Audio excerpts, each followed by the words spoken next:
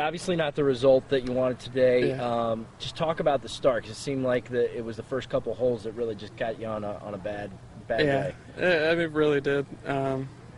First hole 3-putt, and I bogeyed the third off a bad second shot and doubled the fourth on a bad putt. And it's just kind of the way it goes, I guess, sometimes. What are the feelings today? Because I mean, you played so solid the first 2 days. What do you take away from this experience? To not be that impatient. I was. It's good to have expectations, but if things aren't going your way, you have to be able to take a step back and relax. And I just didn't do that. How do you approach the game in the final round like this? Do you keep your eyes on the scoreboard, and does that affect you mentally? No.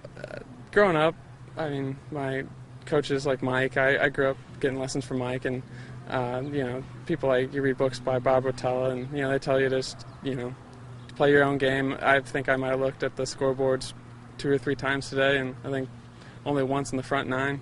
And I mean, you just kind of have to go play your own game and not worry about anything else. What was your reaction when you saw Scott hit that birdie putt on 14?